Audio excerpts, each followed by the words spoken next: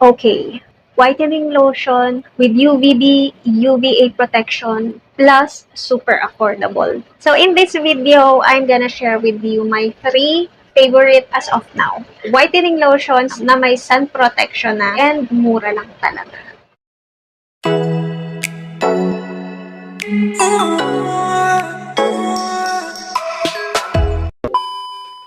Hello, Beshi Bells! Welcome back to my channel! So, for today's video, these 3 lotions, Beshi Bells, gusto ko lang sa inyo talaga itong i-share. Pero, huwag kayong masyadong mag-expect ng todo protection dito, ha? Kasi ito lang yung gamit ko as for my daily use kapag lalabas-labas ako. Huwag nyo itong asahang pang beach, ha? Inuunahan ko na kayo. Nagsuswimming kami, ito yung ginagamit ko. Pero, you know me, Beshi Bells, hindi naman ako nagbababad sa araw. Hindi talaga ako nagstay under the sun as much as possible. Iwasan nyo yung sun, ha? Yung direct contact sa sun. So, bago tayo mag-proceed, Beshi Bells, I think kailangan kong i-refresh muna kung ano ba talaga, paano ba talaga bibili yung may mga protection na lotion para hindi lang tayo basta-basta bili ng bili, diba? Lagi nyong papansinin sa mga products na kapag sinabing may sun protection, tingnan nyo muna kung may UVB and UVA ba. So, kadalasan makikita natin sa mga sunblock or sunscreen, nakalagay is UVB protection. Kasi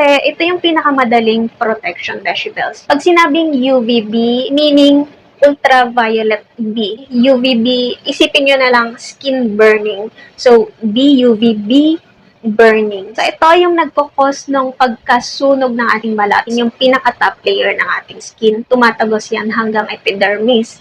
So, kung wala kang protection, talagang malala yung magiging sunog sa balat mo. So, sa skin layer natin kasi merong yung pinakang surface, epidermis, and then dermis. Kapag nakita naman natin sa mga products na may UVA protection, ay may isip mo agad na mas better. So, this is ultraviolet A. Mas malalim yung kaya niyang abutin up to dermis. So, kung si UVB hanggang epidermis lang siya, si UVA kaya niyang tumagos hanggang sa dermis natin kapag walang any protection. So, mas nakakatakot to kasi may mga cases na nakakakos din to ng skin cancer. Pero ang kadalasang pinakang effect talaga ni UVA, ito yung nagkukos ng aging and then yung pagkakaroon natin ng mga wrinkles. So, balikan ko pala si UVB, di ba burning siya? Siya yung nagkukos ng mga dark spots sa atin, yung mga patchy-patchy. Kasi siya yung nagtitrigger dun sa melanin. Skin burning nga eh. So, ma-detect nung skin natin na, ay, kailangan ko ng protection. So, iti-trigger niya si melanin. Doon na magfo-focus si melanin. Magpo-cover up siya dun sa skin natin.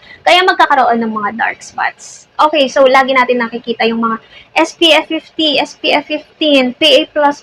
So ano ba yan? I will show you a chart. Nakita ko rin do, lately lang kay Doc TikToker. So ayan, ipapakita ko rin sa inyo. As you can see sa chart, meron tayong SPF rating of protection. And then makita nyo dun sa SPF rating, nandun nakalagay yung equivalent to ilang percent ba yan. So dyan makikita natin na parang hindi masyadong nagkakalayo pagdating kay SPF 50 up to SPF 100, diba? And si SPF 100 is 99% protected ka na from UVB. Again, this is from UVB protection, si SPF. Now, ito namang sila PA+, PA+++. Kapag nakita naman natin yan sa mga sunblock, mas okay kasi mas protected tayo. Yan naman yung nag-i-indicate na meron siyang protection from UVA. So, as you can see, merong PA+, up to PA++++. 4 plus yun. 4 plus ba yung nasabi ko? So, ang pinaka-the best talaga, halimbawa magbi-beach, yung talagang parang feeling mo magbababad ka sa araw, is yung PA++++. And dyan makikita nyo, bihira yung mga ganyang products. Merong mga ganyang available products naman, Beshi Bells, sa market, pero asahan yung mahal talaga. So, ito na yung mga lotions na ipapakita ko sa inyo. So, first is, isa to sa nire-recommend ko sa inyo. So, this is the Coco Berry Lotion from Jenna Essence. I think may mga videos na ako na na-explain ko to, but for the sake of this video, dahil ang focus natin is yung protection, so, ang nakalagay dito is Coco Berry Serum Gel Lotion. Ayan, ang maganda kasi dito is may pagka-gel siya. So, sobrang ganda nitong i-spread sa katawan. Actually, sa totoo lang ha, ito yung kauna-unahan kong lotion na parang merong SPF. Nourishes, smoothens, brightens. Ayan, as you can see, meron siyang UVA, UVB protection, SPF 50, PA+++. So, tatlo yung plus niya. So, kung nakita nyo dun sa chart natin kanina, nakalagay dun sa PA+++, yung tatlong plus is meron ka ng best UVA protection. And then SPF 50, so 90% plus protected ka na from UVB. Ito lang yung na-amaze ako dito sa lotion na to kasi bihira kasi talaga yung mga ganitong lotion. Super affordable nito. This is 250 ml. Super bango. And ang maganda pa dito is merong shining, shimmering, splendid na effect. Parang medyo may halo siyang glitters na sobrang pino lang naman. Maganda siya sa katawan. Pag natunaw na siya and pag nilather mo na siya sa skin mo, as time goes by, maganda yung effect niya sa skin mo. Hindi siya parang nasisilaw ka na. Hindi blinding yung glittery effect niya. So, huwag kayong matakot.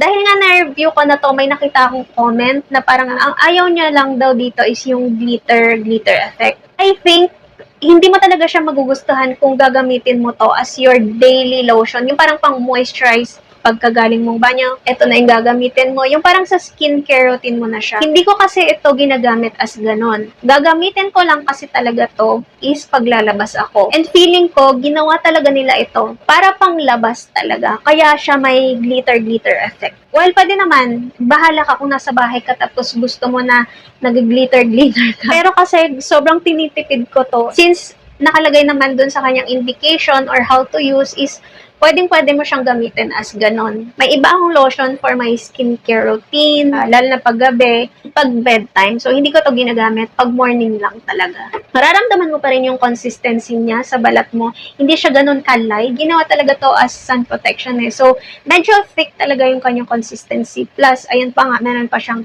glitter. So, what I also love about this is super cute nung kanyang packaging. Ayan, as you can see. Okay, moving on is, so, ito na yung sumunod kong lotion na merong UV. Ay, hindi. UVB protection lang to. Kasi ang nakalagay dito is SPF 20. Wala siyang PA++. So, this is Kojic Gold Insta White Lotion from B Organic. 250 ml also. So, ang gusto ko dito is may Kojic siya with papaya, lemon, and calamansi. So, ito naman, ginagamit ko siya as parang kailangan yung mag-mall or medyo umawara. Ang gusto ko dito, may pagka-tone up lotion siya. Kumbaga, may instant whitening effect siya. Instant brightening lotion ang effect nito. By the way, this is all FDA approved ha. Nabili ko to kasi super nagustuhan ko yung kanilang lip balm, tinted lips. Ito nga yung gamit ko. Ayan, hindi ako naka-lipstick vegetables, pero naka-lip balm lang ako. Ang gusto ko kasi dito sa lip balm na to, may tint na siya, moisturizing siya, hindi ka na kailangang mag-lipstick, diba? So, gamit ko yung lip balm na to for my daily use. And ayan, nakita ko to sa kanilang shop, so bumili na rin ako. Kasi marami-rami yung sold out nito, and maganda talaga yung reviews niya. Minsan lang ako kasi makakita ng mga murang lotion with SPF, with protection. So, and ang gusto ko din dito is meron siyang mini version. So, ayan, ganito siya. So, every time na kailangan namin lumabas, lalo na pag maaraw, ayoko naman ng mga ganito kalalaki and lalo na pump yan. So, malaki yung possibility na kumalat yan sa bag mo. So, ayan, pwede mo siyang isiksik sa bag. And sobrang secure niya, hindi siya mag-spill. Ayan, i-open mo lang pa ganyan. Voila! Plus, ang bango pa. Ang bango-bango din ito. Yun nga lang sa may mga ayaw sa may white cast and yung may pagka-thick siya. Ayan, si Kojic Gold Insta White Lotion ni B Organics. SPF 20. Okay, next. So, ito na nga. Hindi pa tayo masyadong lumalayo dito. And again, mafe-feature ko siya dito sa ating video. Ayan. Of course, si Soriko Lotion from SO Beauty from Thailand. So, i-explain ko pa ba to? Nakailang review na ako dito, di ba? Nakaraan kong videos, sobrang fresh pa. So, lahat ng details nito, lahat ng nagustuhan, and hindi ko nagustuhan dito, ando na. Ayan, of course, ang sobrang nagustuhan ko dito, sobrang mura niya, ang laki-laki na whitening lotion with collagen, plus ang ganda na nung kanyang protection. SPF 50++. The scent, the price, the packaging, formulation, ingredients, yun yung mga nagustuhan ko dito. Pero pagdating sa kanyang consistency, doon ako medyo natutorn pa eh. Yung alam mo yun, yung ang relation ko sa kanya is minsan gusto ko siya, minsan hindi. Minsan gusto ko yung effect niya, minsan ayoko siyang ipahid kasi minsan kapag matagal na or lalo na kapag kinabukasan na yung pinagpawisan ako, mararamdaman mo talaga yung lagkit. So may mga ganong moment pa siya. But so far, so good na to. Wala ka nang pagsisisihan dun sa ganong price, ganito nakalaki. So, sobrang sulit na nito, Beshi Bells. So, ayan, itong tatlo na to. Ito yung gamit ko ngayong whitening lotions na merong protection for my daily use. Alin man dyan, depende kung anong ganap. Kailangan bang umaura? Kailangan bang mag-mall? May bibilhin ka lang ba sa labas? So, yun yung mga gamit nila sa akin. Okay, so yung hindi pa mga nakaka-subscribe dyan, subscribe na. And please, pakilike na itong video na to, Beshi Bells. Thank you so much for watching and I hope I can see you again on my next video. Take care, Beshi Bells.